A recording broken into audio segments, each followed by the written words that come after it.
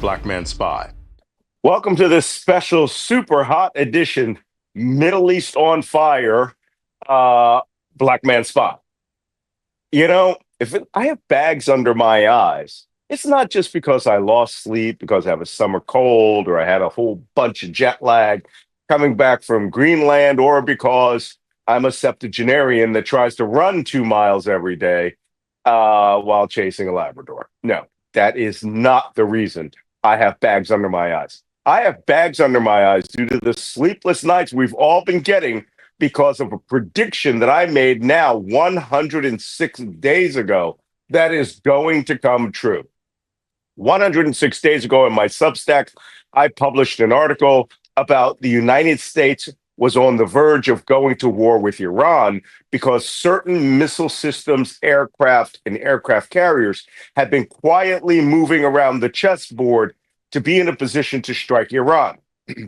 That's when Donald Trump started his new and improved Iran deal, where he was going to get Iran to agree to a bunch of things that are way worse than the Obama deal. But he got rid of the Obama deal in 2017, and this allowed Iran to enrich all sorts of nuclear material to almost bomb grade level. Of course, Joe Biden tried to resolve that by getting a new deal with Iran, but Donald Trump and the Republicans upset that. And now he became president again. And now he wants a new deal because if there's anything we know about Donald Trump since 1987, he has been desperate to get a Nobel Prize since they gave a Nobel Prize to Barack Obama for just being a cool guy. So Trump is on the hunt to make a big peace deal. But before he could make any deal, even meeting, he actually was set to have meetings with the Iranians a week ago. Israeli Prime Minister Benjamin Netanyahu decided he wasn't playing this game and was going to end the Iranian nuclear program once and for all. So Israel struck Iran, destroyed all of the air defenses in western Iran, around the city of Tehran, assassinated hundreds of nuclear weapons scientists, government officials, Iranian Revolutionary Guard Corps generals, and even tried to take a shot at killing the supreme leader of Iran himself. Needless to say, the Iranians understood what to do. They immediately started launching ballistic missiles at Israel.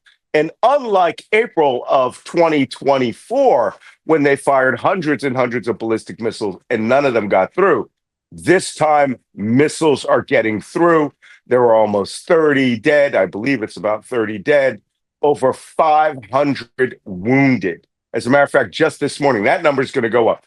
Just this morning, as of the recording of this podcast, 205 people were reporting to hospitals all around northern Israel and Tel Aviv.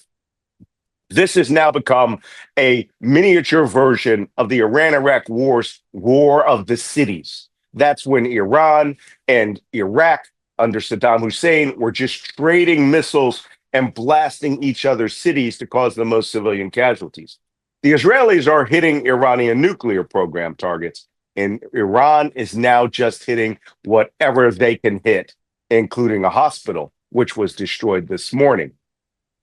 Now, where does that leave us, the United States? We are teetering on the precipice of a very large war that could get much, much larger. We have been asked by the government of Israel to intervene to use our BLU-57 massive ordnance penetrators, the only weapon system that can actually break through the Iranian hardened shelters that they made at the Fordow uranium enrichment plant. So the United States, under Donald Trump, appears to be ready to side with Israel and to attack the Iranian nuclear program at Nance and at Fordow, which is that facility under the mountain. We have the only bombs that could even start to scratch the surface of the Fordow nuclear enrichment facility. If we do it, we will go deeply into this war and we will be at war with Iran. The only question that happens after that is, what do the Iranians do? Will they let it happen and say, okay, that's it, our nuclear ambitions are over? Or will they punish the United States by bombarding every major U.S. military facility in all of the Arabian Gulf and Iraq with their own ballistic missiles? They still have thousands. Or will they do something a lot more provocative, like mine the Strait of Hormuz, attack all the merchant shipping coming out of Saudi Arabia, destroy oil fields, and punish the world economy for allowing Donald Trump to attack them? That's what we're going to discuss today on this No Sweat. Nobody's having a problem with anything. Let's go get an ice cream edition of Black Man Spy. Our first guest for today, well, our only guest for today, because who's going to need one after this, is former chairman of the Republican National Committee, now MSNBC host, Michael Steele. Michael Steele was the former lieutenant governor of the state of Maryland and then became the chairman of the Republican National Committee. But now he's on the outs because his common sense and using logic and not accepting all of the craziness that the Republican Party now embraces has put him far to the left over here with me and Colin Powell and Richard Nixon and Ronald Reagan. You can imagine that. So with that, let's hear what a true expert in Republican Party politics has to say about what's going on with MAGA, who were supposed to be the peace people, and what's going on with Donald Trump, who is supposed to be the peace president, who apparently is going to carry out one of the biggest strikes in American history. Let's see. Thank you for coming on the Black Man Spy podcast at this time fraught with danger, intrigue, stupidity. Oh, I've got some questions for you. All of the above. First off, I'm going to ask you, as an intelligence professional, speaking to someone who is steeped in the entirety of the body politic, who understands decision-making, rational choices, logic, and understanding of law, and applying that law to how we as a nation will defend or protect our interests around the world. And the way I'd like to characterize that is, what the fuck?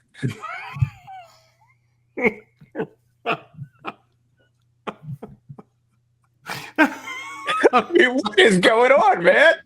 What is happening here? I'm losing control of the narrative. All I can say, Brother Nance, is I couldn't have asked that question any better. Just, dude. Well, there are people within our intelligence community who are going, what well, the hell? Okay, let me rephrase that. Let me recharacterize that. Do we actually have a government that is operating in such a way that we should be going to war right now and not worrying about it spiral out of control? No, we do not. And I think that the original framing of your question is not just valid, but it's an important way, because it speaks to the seriousness of what's happening, the true nature of what we see happening. You have in Donald Trump someone who gets his presidential daily briefing, which is the Bible of intelligence on a day-to-day basis that every president gets. He gets his once a week because he doesn't like to read. And so now they've decided, Kristi Noem, Director of National Intelligence and the infrastructure, have decided, well, we'll just put it up like as a Fox News broadcast. So we'll put it in that context, and so he can just open up an iPad and watch it. I mean, this speaks to the lack of intellectual capacity to comprehend and understand the words that are provided to you that lay out in specificity the true nature of the threats that we have around the globe and how you should respond as president. So that's the base from which all of this starts.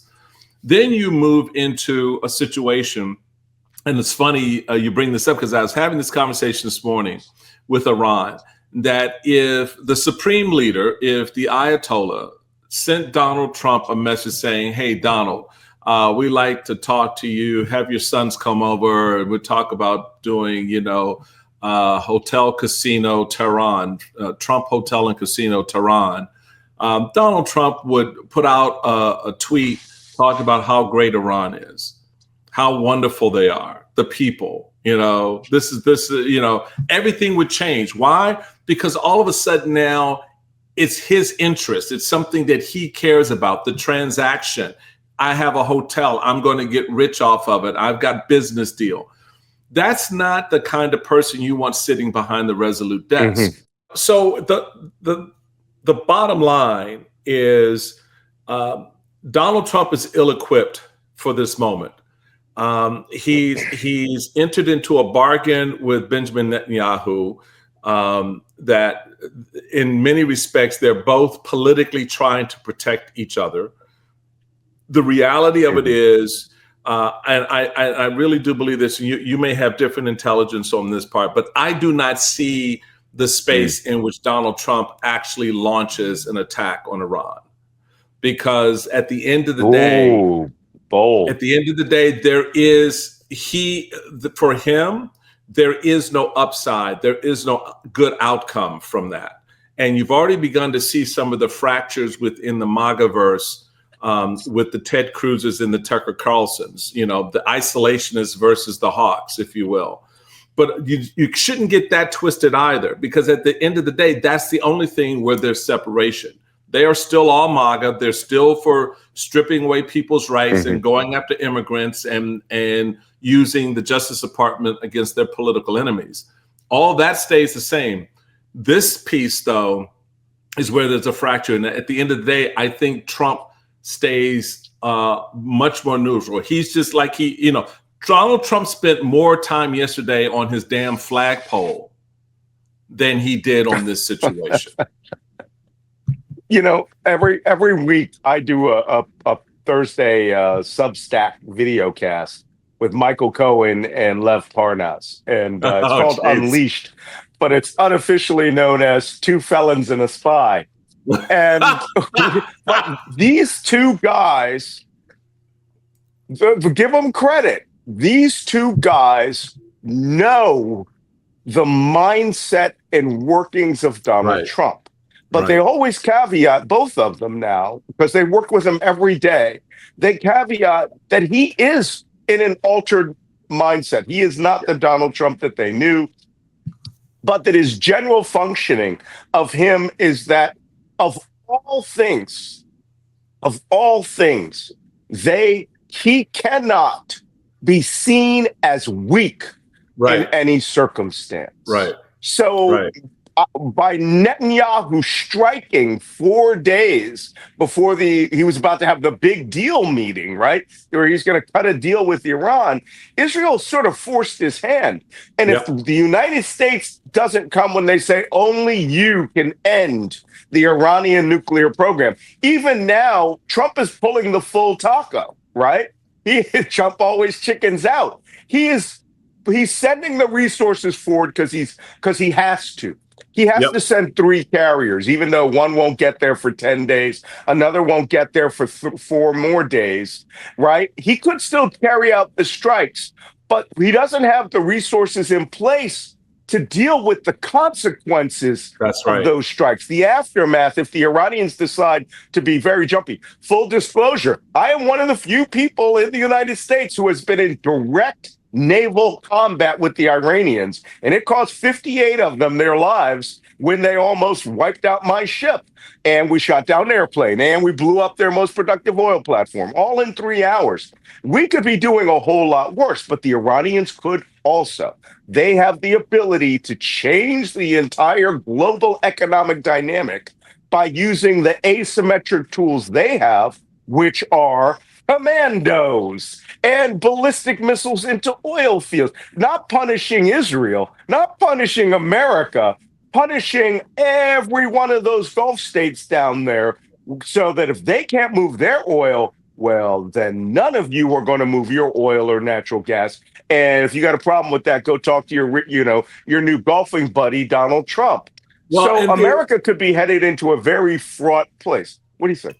Yeah, I agree with that 1,000%. That is exactly where we find ourselves. The other thing I think that folks discount with Iran is they are the capital of terrorism. They are that is their trading card that's beneath the table. And so in addition to what you described, the other aspect of this that has to be calculated is, okay, you want to play? We'll just unleash a few of ourselves. And all of a sudden, Americans going to the mall have to think twice. Americans doing their, because we have forgotten the lesson of 9/11 at this point. We don't live in that frame, unlike a lot of other places around the globe that have to deal with this constant concern about indiscriminate bombs at cafes or indiscriminate attacks in hotel lobbies, etc. So to your point about the asymmetrical nature of the way the Iranians could also play, that is another piece here that I think becomes more problematic in a direct engagement between the U.S. and Iran on behalf of Israel. I mean, and that's the thing. Netanyahu wants the fight because Netanyahu is trying to keep his ass out of prison. Donald Trump is like, okay, but what was the first statement out of the Marco Rubio State Department to Iran? Right? We didn't do it. Don't attack us. All right? We had nothing to do with any of this. We were barely told it was happening. We know nothing. We see nothing. Don't bother us. All right? Why was that the first statement out of the State Department? It tells you everything you need to know. Because we are in Stalag 13 right now. And we're going to touch on that in a minute, right? But you're right. Iran could use its asymmetric forces by launching terrorism around the world. Listen, when I was in Iraq, I worked in and out of Iraq for over 10 years. I had only Shia bodyguards, right, from Basra. These all Basrawis, as we call them. I had 250 Iraqis working for me.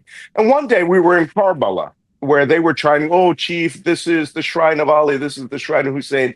And they were really educating me on Shia Islam during the month of Ashura, where they, beat each other with chains and cut their head to bleed, to feel the pain of the death of Ali and Hussein.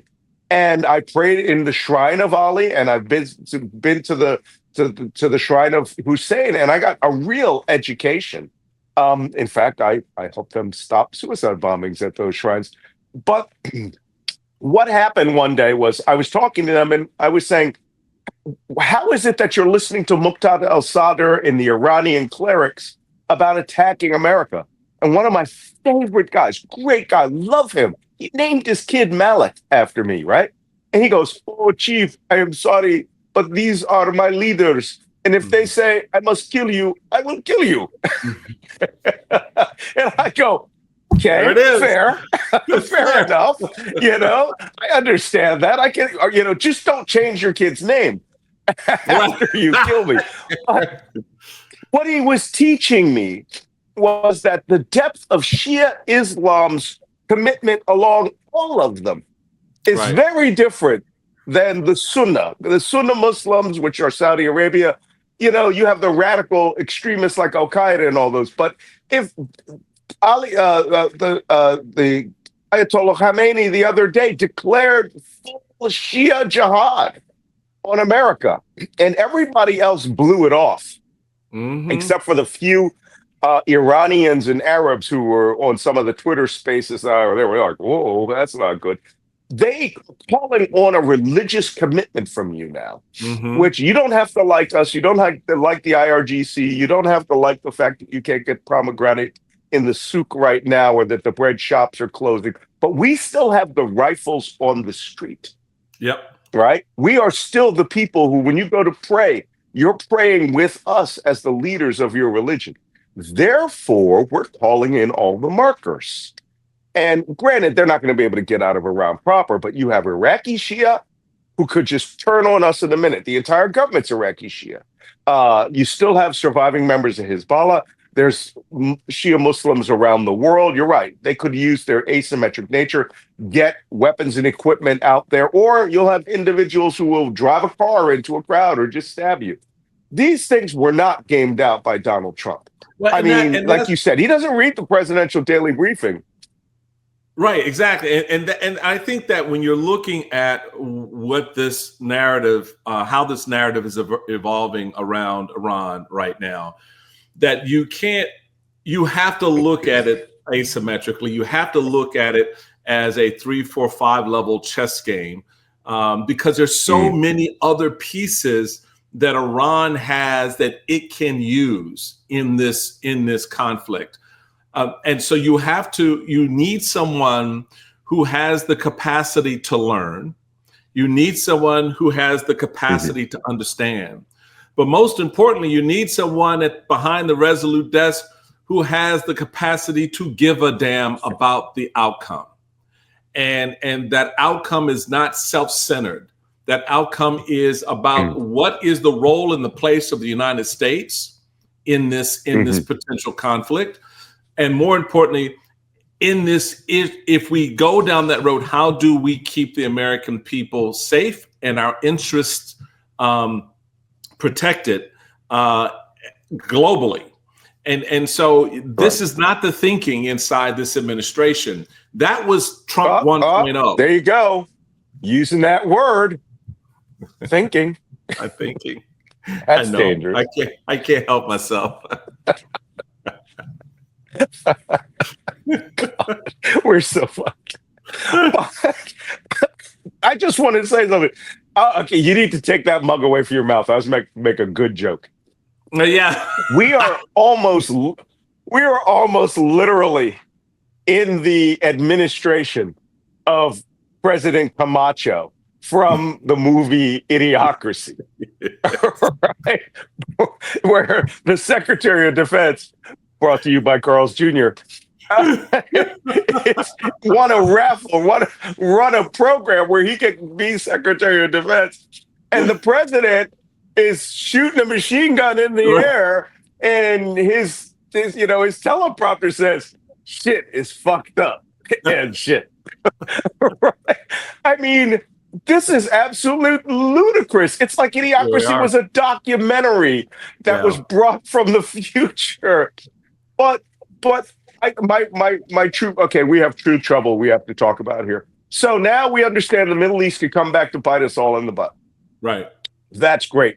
U.S. forces are mobilizing around the world, hopefully to defend and take care of that. Sorry, I'm crying. I'm laughing so much. But on the other hand, we have a president who doesn't really, he seems reluctant to use military force. He postures it. And then he puts up two giant car dealership sized flags in front of the White House, front and back, by the way. Was just ridiculous, which will literally spoil the view of the White House, right? It literally puts the pole down the middle of it. While he's doing this pantomime, he is actually deploying active military forces with weapons and ammunition into American cities. He doesn't have a problem with that. He doesn't have a problem with the whole concept of civil war or militarizing, creating the framework of a war in American cities. I mean, are we bass backwards here, or is this? We are. Can I be honest? I have said this in my Substack straight up. I can't believe the words are coming out of my mouth. We have a full-scale Woodrow Wilson level white supremacist government going on. And they are at war with everyone who is not white or who is not white and allied with them. Yeah, we do. And that's not hyperbole, because it's the lived experience. It is the reality of what we see playing out in cities like Los Angeles. You take note of the fact that the partisan nature of this as well, where he's putting Marines on the ground, nationalizing, federalizing the National Guard in LA, but not Texas and Florida, which has the highest percentage of undocumented migrants, immigrants in the country. If you really want to get your numbers up, go to Texas, go to Florida. But you're not doing that because there are Republican governors there that lick the boot. And so they, to your point, they are allied with Trump by virtue of their politics and their sycophantic nature towards him. So they're okay. But he wants to, and he's declared this week, yeah, we're going after blue cities and blue states. The problem, America, is you need to stop looking at us through that very narrow political lens, because that's not who we are. Actually, that red, white, and blue of the flag represents all the colors of humanity, because this has been the place where those colors have merged, come together since our founding. And even for individuals like Malcolm and myself, who didn't freely get on a boat, whose legacies didn't, decide to come here because it was a slow day on the African continent, right? And hey, let's go exploring. No, that wasn't our story. But yet, and still, we're part of the fabric of this nation as well. And so, what works for Trump and Trumpism goes back to the 2 points you've made. The first earlier about essentially the safety of whiteness, and the second point about the Woodrow Wilson nature of presidential action. Putting those two together has been what the experience has been for a lot of folks right now. And so, I just think we're at a point when we're looking at the deconstruction of the administrative state, which they told us that they would do, the use of the Department of Justice and so forth against political opponents, which they told us they would do. We're now in a spot where the American people have to take control. As I said yesterday on my show, putting a large ass flagpole in the middle of the White House lawn doesn't make you more patriotic. It doesn't make you love America more. It just basically says you're projecting, you're pretending. That becomes a symbol, because you don't know how to love this country. Donald Trump does not know how to love America. He doesn't know. No, he may stand there with this picture holding the flag. That's all fake, people. He doesn't give a shit about the flag. It's just a big symbol that gets his MAGA people wetting their pants. They're so excited now that there's another big ass flag on the lawn. There's a big ass flag on top of the building. You know what that flag is there for? You know why that flag has always been there? You know what it means when that flag is not flying on the White House? I mean, they don't even understand what we already have. So they're replacing it with these outsized symbols. Look, so here's the deal. At the end of the day, for about an hour, as Donald Trump stood on the White House lawn, watching them dig a hole in the ground and put this big ass flagpole in it, right? The country was safe for an hour. Why? Because Donald Trump was playing with his pole. And as long as he's doing that, we're fine. The problem is he then leaves the front lawn and has to go back into the Oval Office where shit gets stupid again. And the pole is crooked. And the pole is crooked. And it's a metaphor that even Richard Nixon couldn't come up with. For so much. Oh my God. Help me, Jesus. We're so fucked. Okay. Okay, now, well, we are most fucking. Yes. Okay. Yes. Okay. So we've now gone over war with Iran, war with the United States. Can you please, for the love of God, explain to me how on the days that the Department of Defense announces they're going to withdraw the name of Harvey Milk off of a U.S. Navy ship, Medgar Evers, a man who landed in Normandy on D-Day, who fought in the European theater and was killed for civil rights. Harriet Tubman was a U.S. intelligence asset. She infiltrated spies back and forth, took line drawings of Confederate defenses, one of the best penetration agents the U.S. Army had in the Civil War. And they're like, well, we don't want those crazy people naming our ships. Whitewashing of our Black history. I heard a friend of mine who was white went to the Museum of African American History at the Smithsonian and said the last day that they were going to have the shackles up from the Middle Passage, the pediatric shackles, all of that exhibit was coming down. And that was the last day. I have a question that you and I should ponder. Where the fuck is the NAACP? Do you remember those guys? I remember something about a civil rights era, but I'm starting to wonder whether they went out of business. I don't hear nothing from the Black community. No one listens to Roland Martin. That guy has some of the best salient talk out there. It's like and then we have a block of people who said we should just withdraw. We should just withdraw from democratic politics altogether. And they have a big voice. When are people going to stand up and start fighting on that side? Because I helped organize No Kings. So we know what those people are doing. Yeah, you raise an interesting point about the NAACP and other organizations. Yes. Interesting. Ponder. I'll be honest with you. That era of engagement, that kind of engagement. Don't you say it. Don't you say it. Don't you dare say that era is over. We are scrod if you're going to say that. Yeah, are we scrod? Scrod up, my friend, because that's what we are. That shit's done.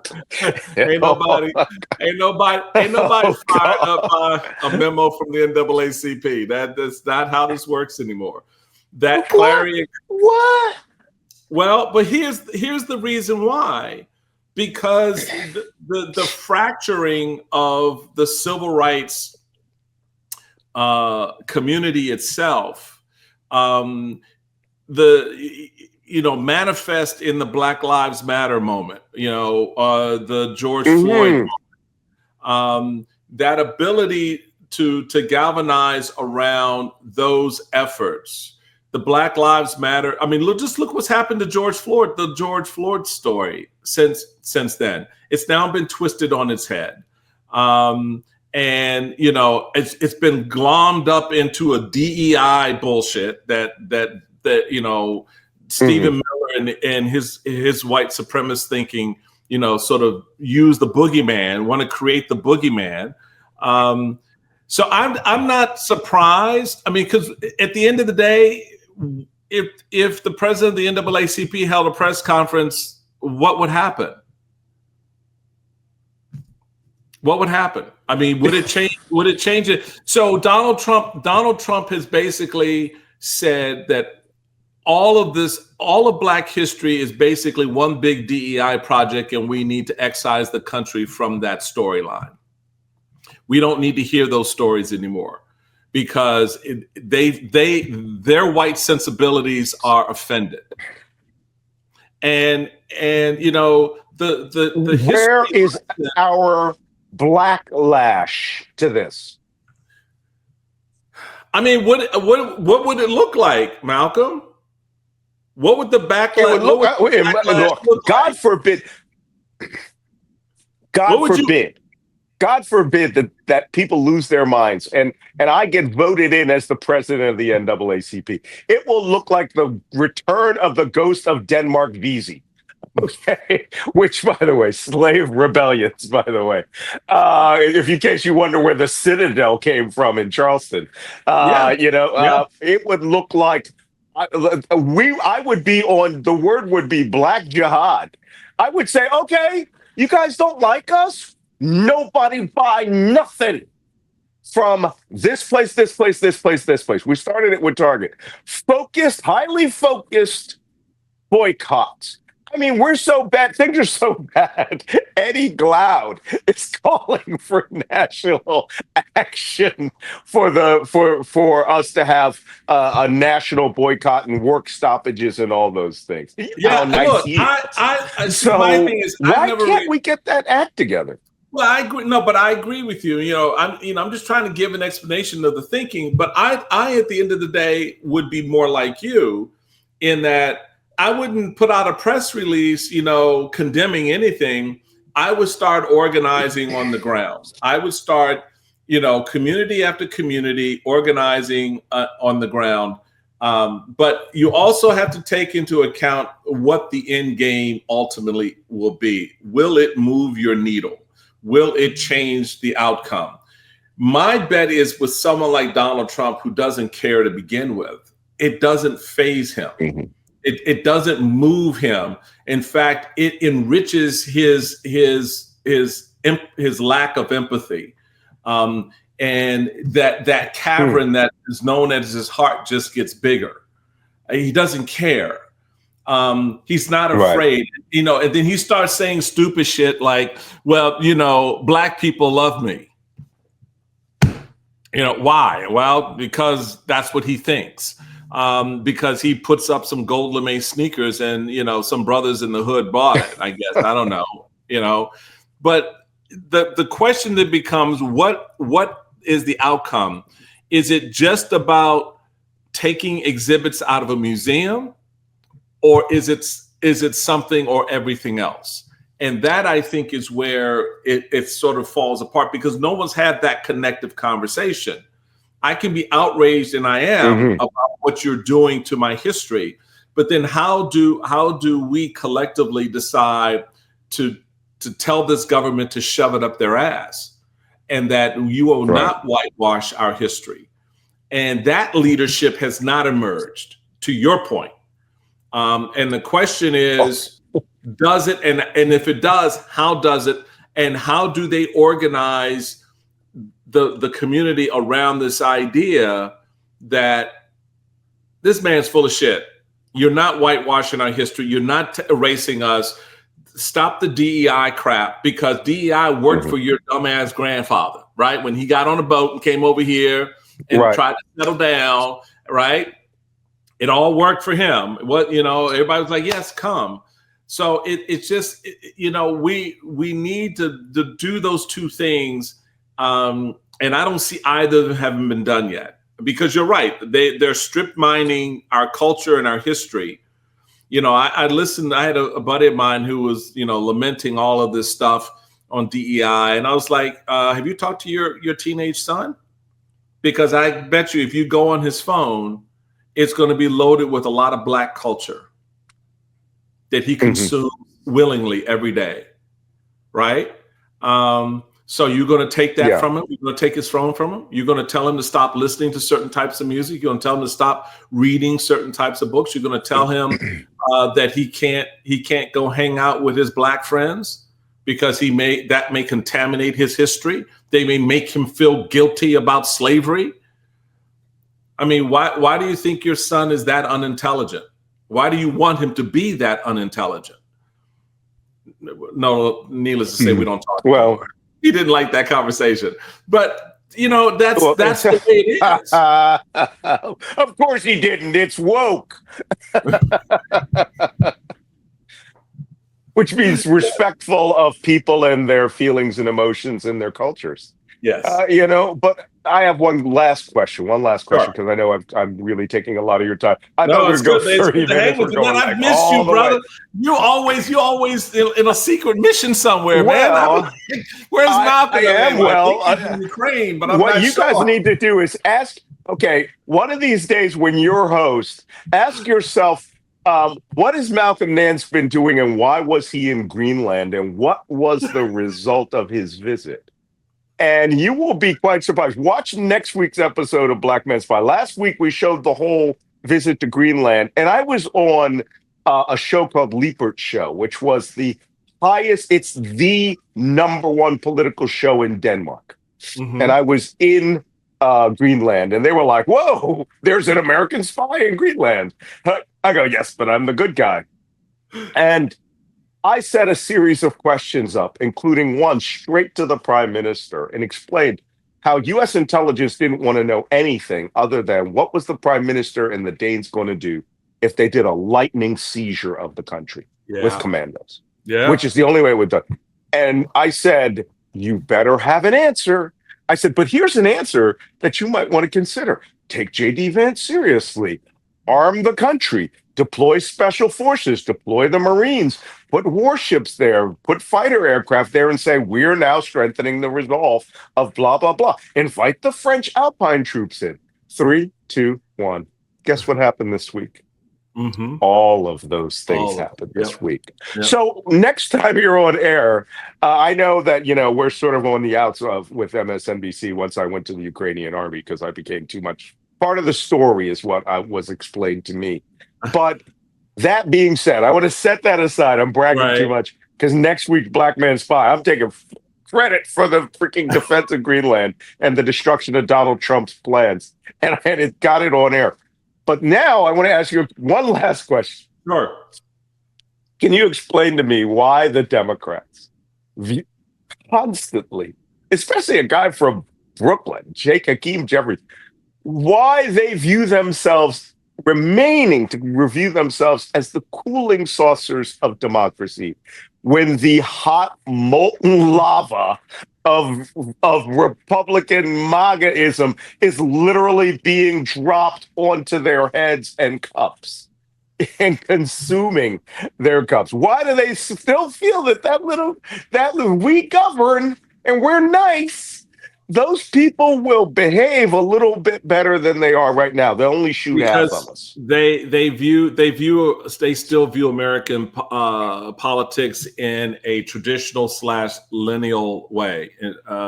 Linear way. So everybody plays. Yeah, there may be objections and disagreements, but we play nice. That the president is the president, and so all of the bad behavior, all of the destruction of norms, the asymmetrical nature of American politics today, they've not adapted to that. No, they just haven't adapted to it. Oblivious. They learned nothing from Mitch McConnell and his running of the Senate in the minority, not just when he was in the majority, but how they used the rules of the Senate to frustrate the purposes of Barack Obama and the Democrats during even the Trump years when they were in the minority. Never learned how to use the rules of the institution because that's an offense to do that. And so they play politics 1980s style, and that's just not the environment they're in. So, Schumer issues a 20-page letter. What the hell am I going to do with a 20-page? I'm going to beat you upside the head with the paper. I mean, what do you think is going to come from that? Who are you scaring? What are you saying? Right. So that's part of the problem. So that's also manifest, Malcolm, in what you saw recently play out with David Hogg, the former vice chairman of the party, who said, "Yeah, we're gonna take out some of the chaff, right? We've got to separate the wheat from the chaff. We got to refresh the body politic within the organization because we have a lot of dead weight here." And he was right. And there are a number of Democratic leaders who should not be running for re-election next year, either because of age or incompetency. And so when you have this effort within the structure itself to refresh it and to bring fighters into the table, what do? They take them out. So, Well, I've learned in the last two political cycles of working with the Democrats not to rely on their political skills, because they have none. They are not built to right. fight in this particular battle. Some individuals are, and Eric Swalwell, for example, Right. is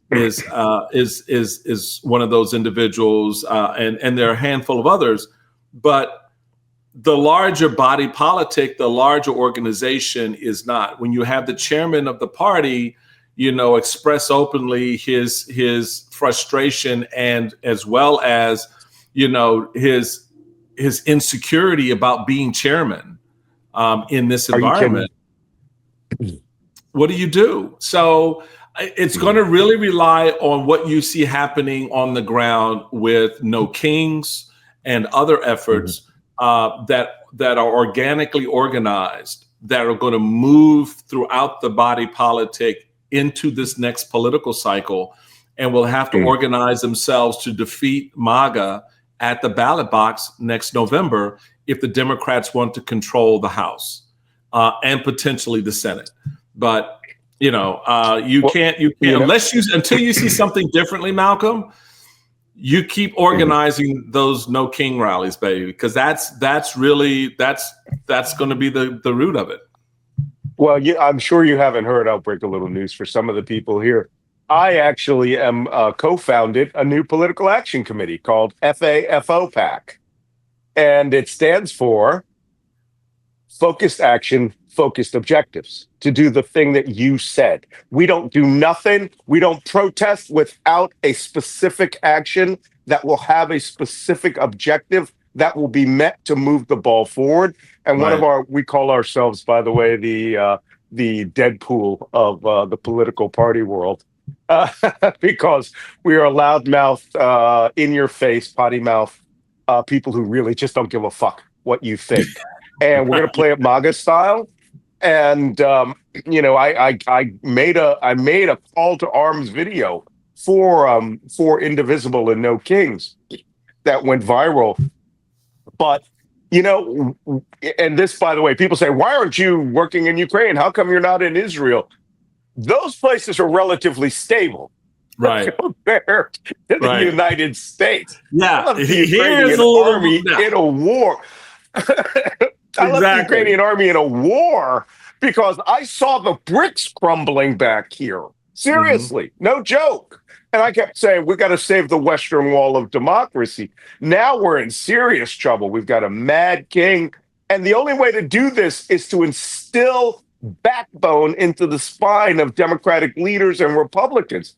And one last question. Why in God's name has Hakeem Jeffries not spared every living, waking moment trying to convince 4 Republicans to become independents and caucus with the Dems and flip the House? I promised them everything, right? Yeah, whatever, full Lincoln, right? It's a good question. I think part of that is, and I know of a couple of instances where those efforts have been made, but part of that is the grip and hold that MAGA has on those Republicans. And even though they are in more purplish-oriented districts, like an R+6 or an R+7, or even where a Republican is in a majority Democratic district, that's probably like a D+4 or D+5. Those margins are too small for any level of comfort that they would survive a primary. And so my thing is, I'm looking for leaders who are risk takers. I'm looking for leaders who value their service more than the office, because you have to be able to translate that service in a way that even without the office, I can still be of service to this community. I don't need the office is just one tool, one way to do this. So if I decide to take a principled stand, I'm taking that principled stand on behalf of the people, the 750,000 people that are in this district who elected me, right? And if Right. there's a primary fight over that, I will do my best to hold the seat and win that primary. But that doesn't define my service, and it doesn't define what I can do on behalf of these people. So if I lose that primary, I'm still in the fight. And now I'm even more free to be a fighter for democracy. And that's the mindset. But unfortunately, that mindset doesn't exist because a lot of today's politicians value the title and the position more than the service. And they're afraid of losing that as opposed to their dignity. Well, I got to tell you, when Ken Martin started talking about, oh, I'm not sure I could do this job as DNC chair because of David Hogg, not because of Donald Trump, not because of a secret police force tearing America apart, a literal secret. We have a Gestapo in America. Not because cities are on fire. He's targeting specifically and says it out loud. I will target blue districts because some 25-year-old kid is challenging you. The first thing I tweeted right there was, I'll take the fucking job. Will, you get me in that job. You guys were like, oh my God, the Vikings have arrived, or Wakanda has taken over. Wakanda has taken over. And here's the first words, because I'm a salty ass old Navy chief. I might have a nice house, but here's how I talk.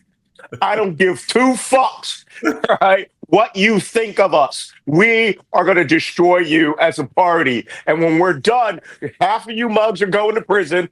The other half of you are going to have to bow down, and we're going to have you re-swear your oath to the Constitution. You will swear Ulysses F. fucking Grant turned black, and then went after the KKK again. Well, if I were ever in that job, because one, it's common sense.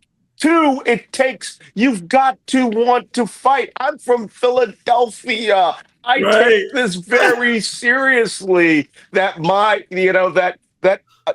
just came back from Greenland. I was afraid coming through customs because, and then when I got there, my global entry was turned off, by the way. Even the customs officer was surprised by that. She goes, well, your card is correct. I don't understand what's going on here. Go ahead.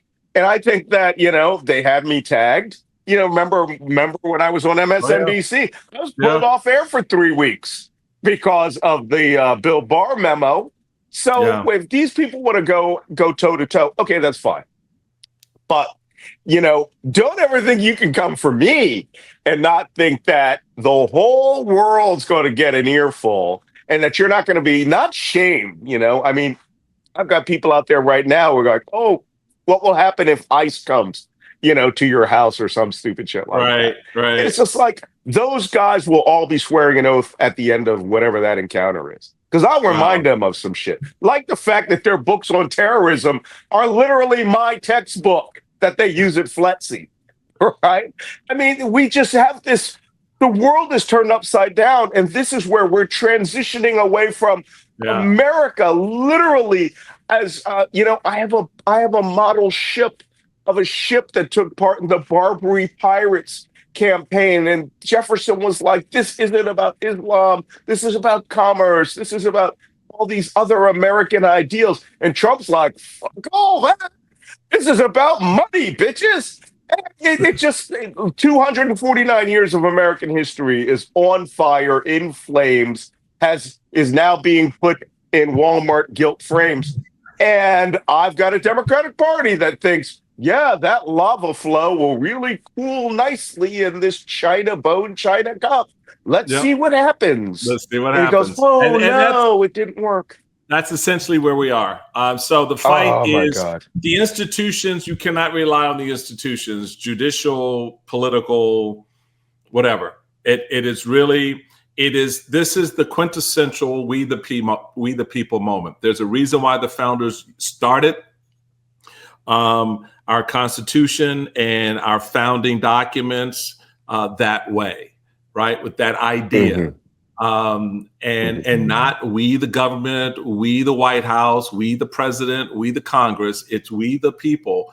And that ultimately, Malcolm, goes to the heart of what you're saying is the institutions themselves in this moment are either too afraid too weak, or both to actually move against the threat that they see in front of them. They know that threat. They know what it is. They know its origin story. It's nothing to be confused about because it's laid bare in front of you. They put it in a 900-page document called Project 2025. You had everybody and their brother telling you for the last 10 years what it was going to be. So the institutions know what this is. They know what it means, yet they're too afraid or too weak or both to actually move. So it's going to rely and come down to us and what kind of country we want and what kind of nation we will be. We will either be Orban on steroids because we're doing shit that even Orban hasn't done, right? So that should tell you something there, right? Orban doesn't have military control of cities right now. He's not, doesn't have boots on the neck of, the governors of towns. So the reality for us is a stark one. And I think that, individuals like yourself who are out there turning the mirror around on the country to show the ugly side of it, putting a spotlight on it is important. Whether it is what's happening in a far off land like Ukraine or the Middle East, or what's happening just 3,000 miles to the west of us in LA, it's all connected. And its origin story is something we already are very familiar with. Yeah. Well, thank you for coming to Black Man Spy, and now I'm going to my pleasure, my friend. Sad cry. But no, we good. We good. I will see you. I'm certain. Listen, Trump eventually will invite you and I to the White House, and it will be for the 100th anniversary of the rescreening of Birth of the Nation. Yeah, and to show us how it's really done. So when that happens, you need to go lie down. How you can even drink out of that coffee cup is beyond me. I'd be spitting it everywhere. And when that happens, you and I will reconvene. And you feel free to invite me on your show anytime. I know. No, absolutely, man. Whatever happens there. Put in the order today. We gotta go. We're gonna go to a production meeting now, so we're gonna talk. I'm gonna bring up some Malcolm Nance. They'll be like, Malcolm Nance? No way. He'll use bad, naughty words. No. But that's what old chiefs do. Well, thank you again, and I will see you soon. I want to see you in real life, so I'll talk to you soon. You got it, babe. Take care.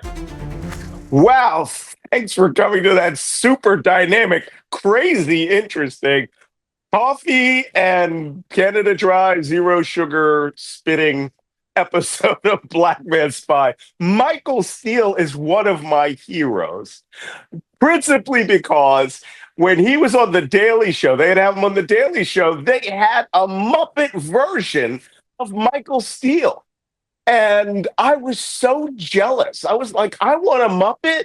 So I once said that to Ian Bremmer, who runs the Eurasia Group, and he does a TV show called Puppet Regime, where he has puppets talking. And at some point, he's got to get my puppet, a puppet of me, and a puppet of Michael Steele on screen at some point. Otherwise, my life will be over as we know it. But that man is smart and he is unleashed, and I appreciate everything he said. So with that, we're going to go straight out. Please subscribe to Black Man Spy on Apple or Spotify or wherever your finer podcasts are from. Or if you want to read and watch my videos, you can go on YouTube to the Black Man Spy channel. And most importantly, go to Substack and subscribe. Become a paid subscriber, which means you can talk to me directly, right? $7 a month. Elon Musk gets none of it, right? So that's malcolmnance.substack.com. It's also where all of my principal writing and musings are. So like this analysis of the potential attack on Iran. And you can go back 105 days and read the one where I predicted that everything that happened came true, because that's just the way I am. So thank you for coming to this week's edition of Black Man Spy. If we are not neck deep in war, next week we will come back and do it all over again. and hopefully with a little less caffeine. Thanks for coming.